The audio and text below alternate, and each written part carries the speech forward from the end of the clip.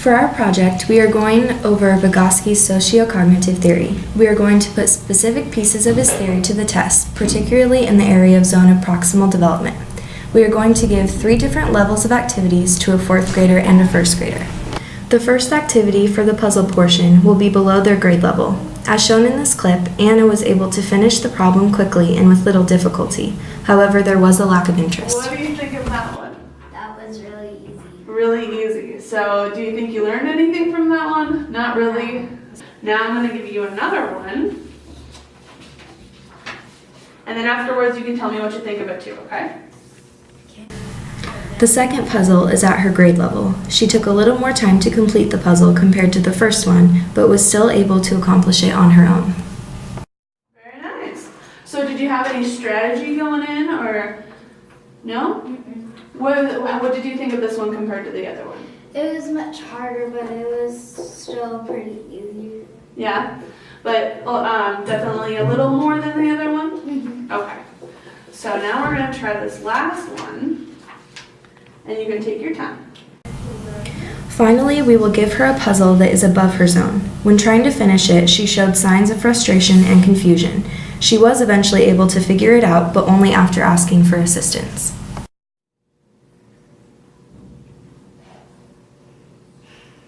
This one's a hard one. Mm-hmm.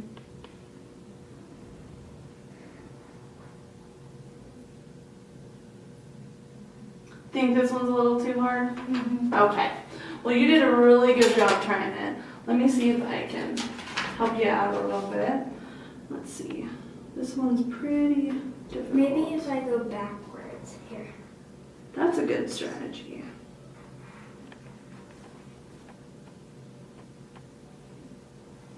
There, I did it. Awesome.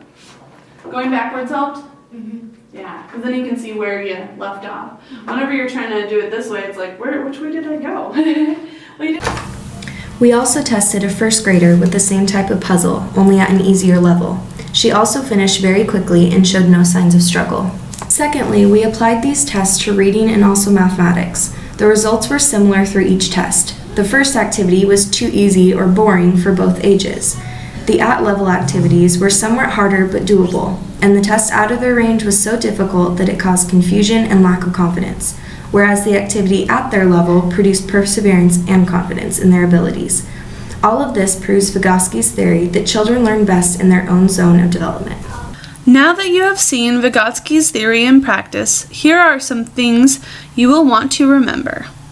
Vygotsky's theory of cognitive development he called sociocultural theory because it maintained that how we think is a function of social and cultural forces. Vygotsky believed that we learn best by seeking the counsel of those who know more than us on a subject. He called these psychological tools, which is how we communicate and view the world. Another part of his sociocultural theory is that we tend to categorize things in our minds based on what our culture looks like.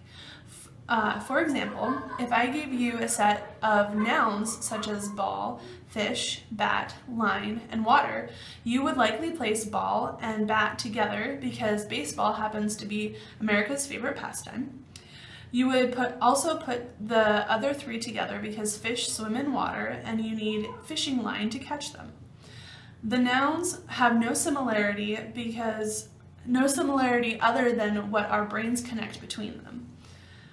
You might have put fish and bat together because they are both animals. It just depends on the person and their cultural experience.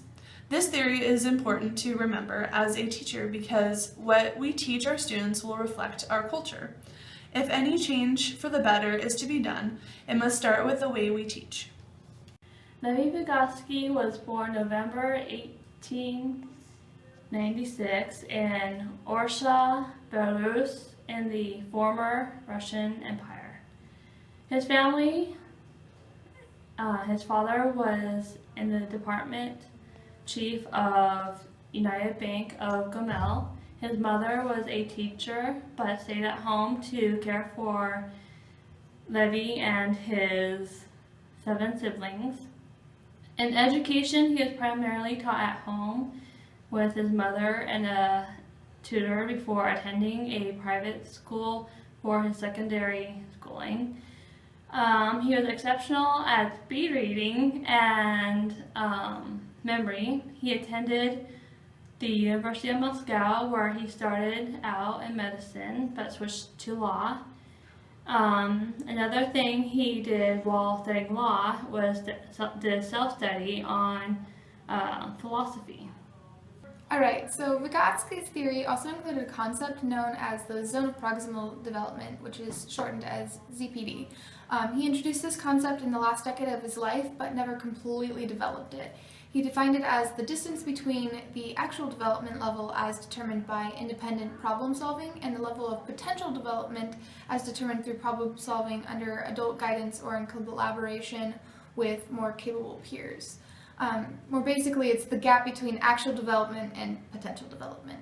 Vygotsky saw interaction with peers as an effective way of developing skills and strategies. He suggested that teachers should use more cooperative learning exercises where less competent children develop with help from other peers who might be more skillful within the zone of proximal development. He believes that when a student is within the ZPD for a task, the appropriate assistance will be just enough of a boost in order for them to achieve that task. And a learner's ZPD can be found by or recognized by asking questions and recognizing the learner's individual style of learning. And knowing a child's ZPD allows them to define their immediate needs and the shifting developmental status, which allows for what they have already achieved academically and what they will be able to master in the future. A part of Vygotsky's theory called private speech is one that has greatly affected the understanding of the cognitive development of children's minds. His theory states that when learning different strategies for the task before them, children often use audible speech for the purpose of self-guidance. The ideas that make up this form of audible speech generally derive from the thoughts of the adults that these young minds are exposed to.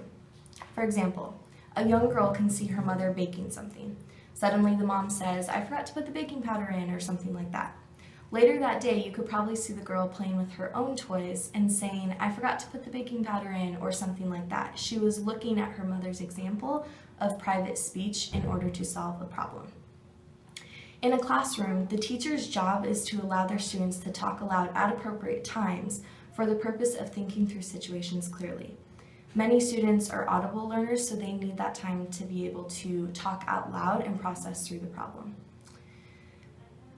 One of the ways that a teacher can do this is through a buddy system, which can allow the students to share their ideas with each other while at the same time using private speech in order to think through the problem independently.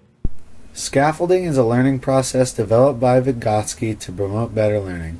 It involves the provision of providing support in the form of templates and guides, resources, and guidance in developing learning skills.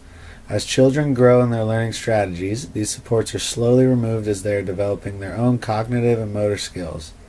Scaffolding relates to the zone of proximal development, in the sense that this strategy should be used mostly in this stage of optimal learning. Teachers must realize that the relationship between them and the students needs to be collaborative. In other words, a perfect balance between helping the student and allowing them to grow their own skills themselves.